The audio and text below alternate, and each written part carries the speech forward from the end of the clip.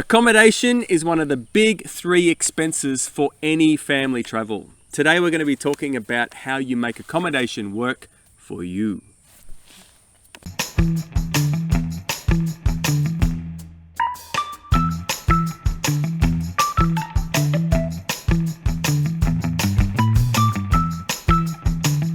All I want is a room somewhere far away from the cold night air, with one enormous chair. Oh, wouldn't it be lovely? Lovely. Hi everyone, welcome to Learning Brave. I'm Skylar. I'm Ross. And here at Learning Brave, we are all about crazy fun stories and tips and tricks to help you travel the world. So, accommodation. Yep. It's one of our top 3 main considerations. I think actually for us it's our biggest expense anywhere we go. Accommodation was the thing that we were most concerned about when we first launched out on our family travels. Yes. Because in the past we'd stayed like tourists, so in hotels and more hotels. We're thinking, how can we stay like that long term? It's going to cost a fortune. Yeah, like how do you even do that? No one wants to be in a hotel that long. But we soon found that there are so many different options for accommodation, and many of those options are cheaper than what we were doing living at home and having a sedentary life. So today we're going to cover 6 ways that we find accommodation around the world. Number 1, Airbnb. We love Airbnb. I love it. When I hear that name, I just go, we really love it. It's our go-to number 1. It's the first thing I check. We probably have stayed in Airbnbs 90%. We both just said that. Airbnb started in San Francisco.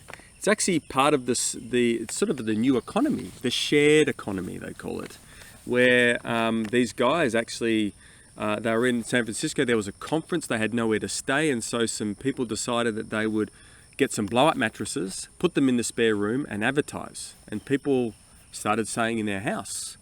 And that's where Airbnb started. Yeah, that's why it's Air. It grew from there. From the Air mattress, B&B. Now, I mean, I know out there are people that hate Airbnb. It's pushed up the prices for locals and all sorts of other things. But honestly, for travelers and for family travelers, it's just made the world so much more accessible. We wouldn't have been able to travel like we have and experience the world without it. So I'm so grateful for it. I see it as a huge positive in the world. So Airbnb is great for a few reasons. First of all, we can usually get a home instead of a room in a hotel. We much prefer that. And there are a lot of homes. We've stayed in homes all over the world, and it's been awesome. I mean, granted, it's a little bit of a surprise, so you don't always know exactly what you're getting. True. But on the whole, I think from the 40 odd places that we've stayed in, I don't think there's been too many. Maybe less than I can count in one hand that have been a disappointment. We like it because it's personal. So you get to contact the owner. You can have a bit of an ongoing relationship with them, meaning you can discuss things, negotiate prices. You can talk about, how many people we have in our family and what we're going to do about that. If there aren't enough beds, you can kind of work things out. Whereas in a hotel, and you don't have that no option. option. One of the tricks that we use when we are searching on Airbnb is to put in not the full number of our family. So I don't often search for 7 beds because that's very rare. Yeah. I'll probably put in 2 adults and 3 kids because that's pretty common. And usually, I often find places that have enough beds. Like a lot of places, that'll give me the ones with 7 beds, but also sometimes houses with 3 beds, it's like 3 double beds and we can make it work. Yeah. Or they might have some extra blow-up mattresses they haven't mentioned. Or, so you widen your search of what's available if you put in a little bit less than your number of people. And because we love Airbnb so much, we will have to do a whole separate episode just on Airbnb with all the little intricacies and tricks that we have used that have helped us to land some amazing Airbnbs over the time. So we will do that for you guys. Yes, but just one more tip is that we always message the owner and ask for a discount. Always. So often they say yes. So We never go off advertised price. We are like... No, sometimes if the owner's offered a really great discount. True. That's true. But we'll always search for other options for us. And particularly because we're not often just doing one night or even 1 week, we're doing 1 month. There is an ability there to negotiate lower because of that long period of time. Yeah. If a house is advertised for 5 people and I feel like our family would fit, because we have our own mattresses that we travel with or whatever, I always message the owner and let them know that this is how many people in our family and this is what we're going to do about it. And usually they're fine about it. Yeah. So we just talk to the owner directly and work something out. And if they're not okay with it, they say, no, sorry. And that's fine. We just move on. And usually with Airbnb, you just pay for the space. So, I mean, it does depend on which country and what their state taxes are or whatever. Because some states that we visited pay, like, there's like laws where they have to pay tax per occupancy and stuff. Yeah. Whereas we've been to a lot of places where that doesn't matter. And so I much prefer Airbnb because usually we're just paying for the space. Whereas other platforms and websites that we've used, you have to pay per person. And so when you're looking at 7, oh boy. Doesn't work so well. Yeah. Yeah. Another thing that I love about Airbnb is they've got a great refund policy. So we haven't had to use that too often, but one time we used it, we just gave all the documentation, we gave all the pictures of what had happened, and I won't go into the details here, but... Why not? It's funny. Well, okay, sure. So to cut a long story short, we're staying in Rome, Italy, and there were fleas in the house. And our children were getting bitten. And so we removed the children from that room, which really, for Airbnb, that's not good because it means that we're paying for something we're not getting.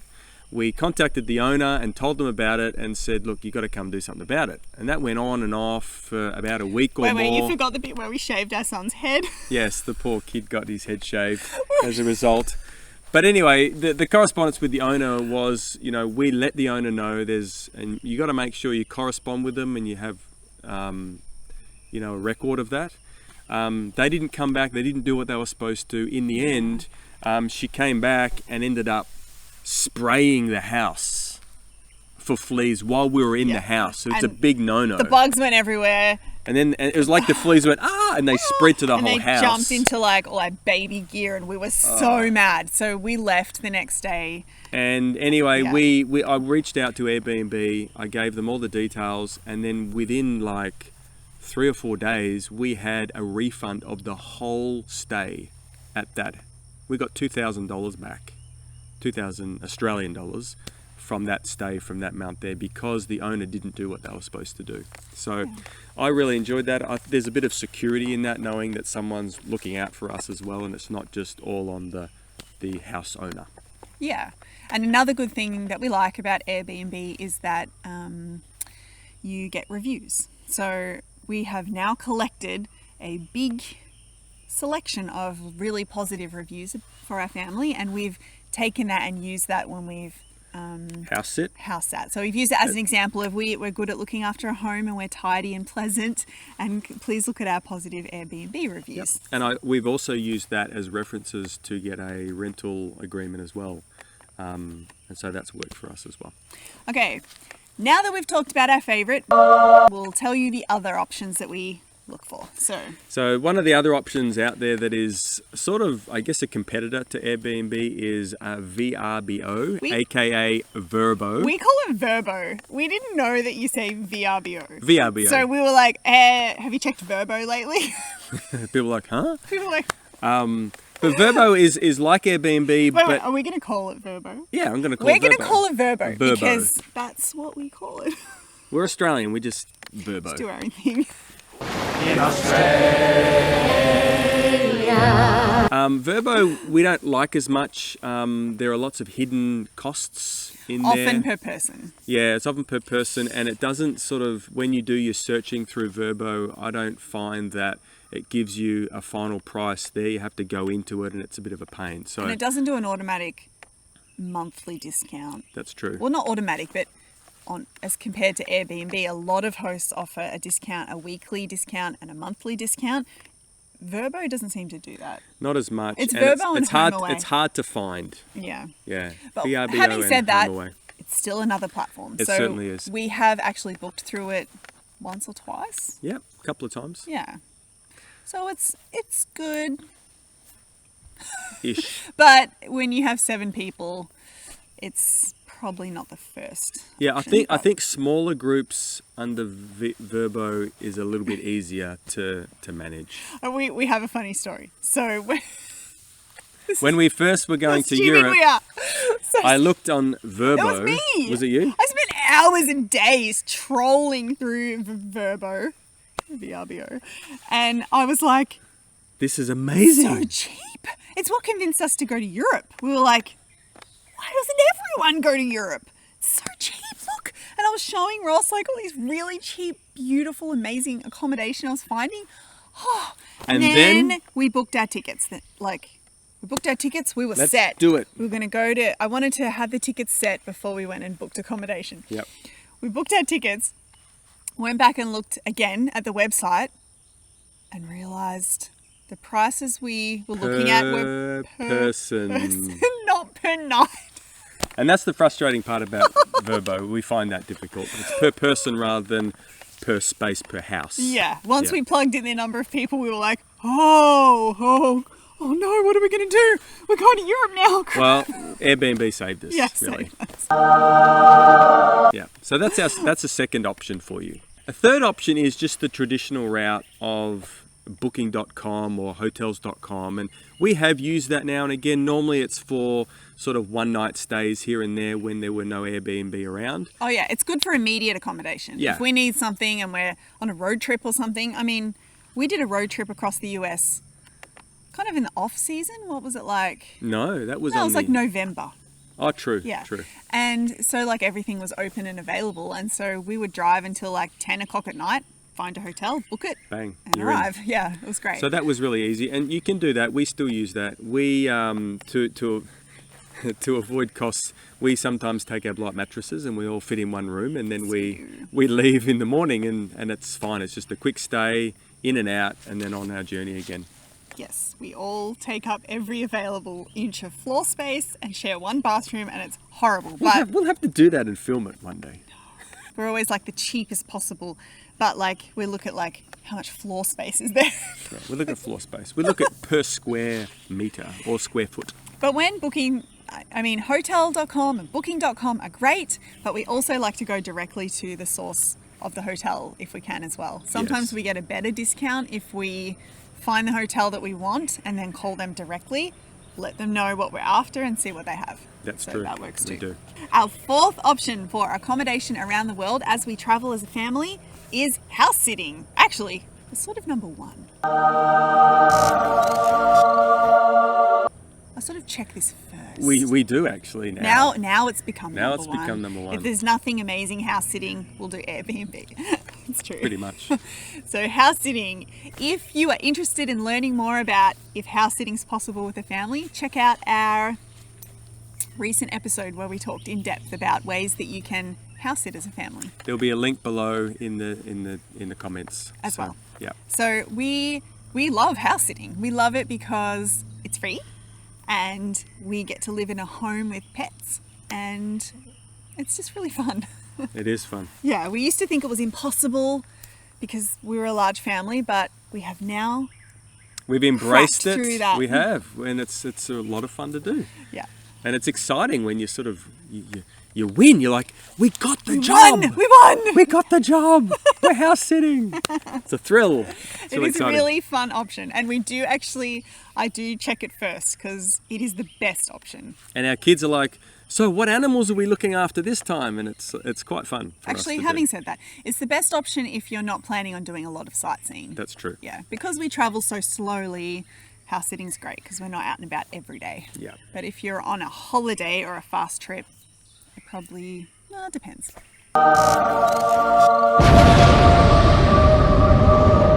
So another option for you is camping.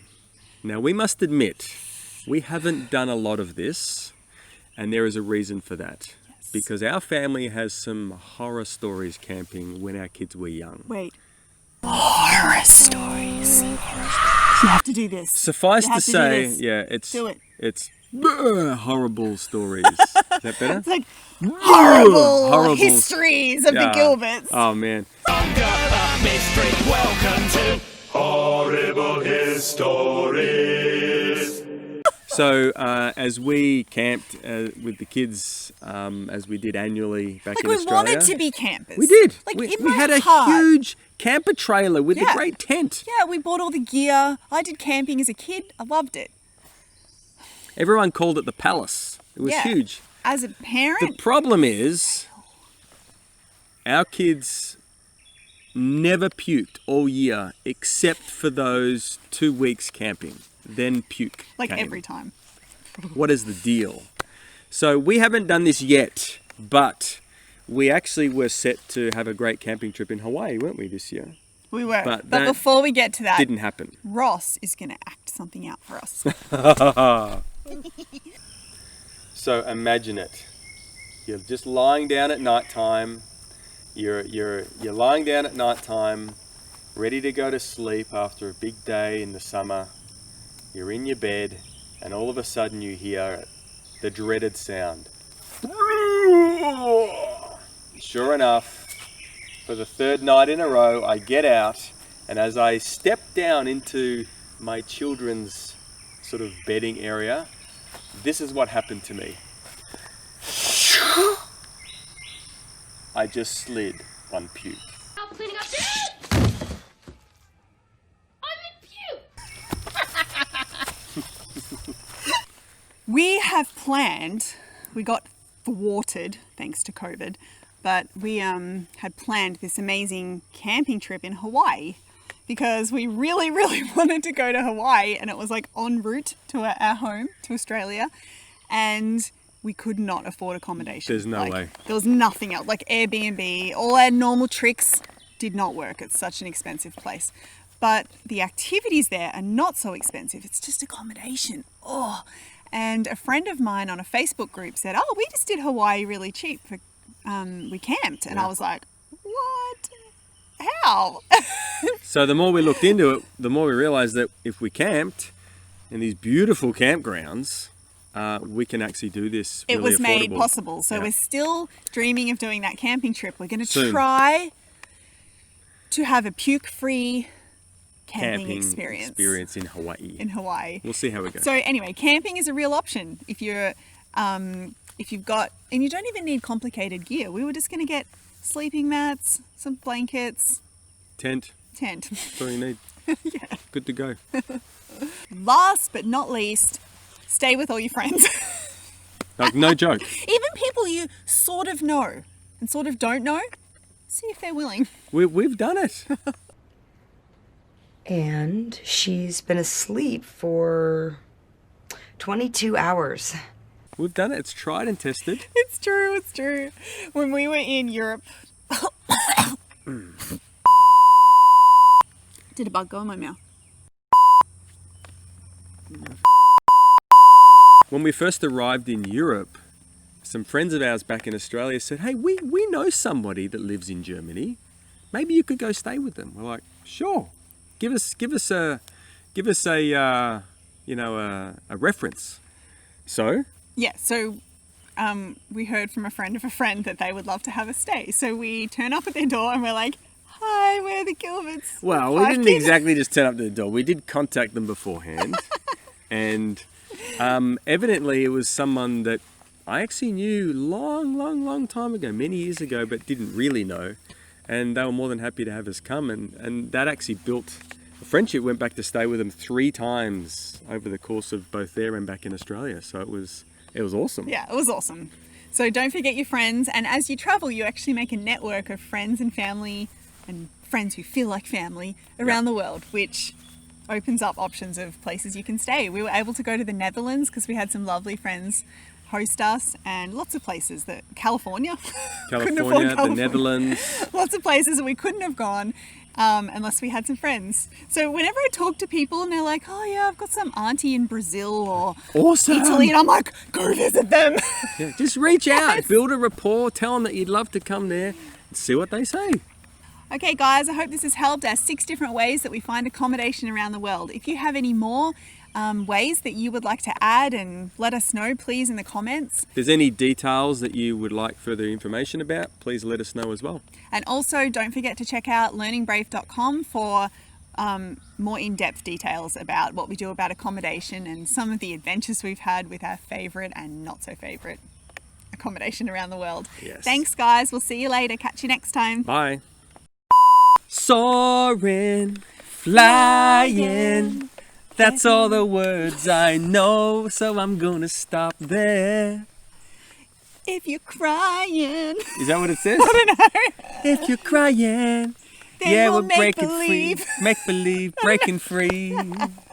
Accommodation through the nation. We've always stayed in Airbnbs, oh yeah, 'cause we love it. Oh, I had it so good. That was so So good. close. It was nearly so there. It close. was like so Come on. You can do it.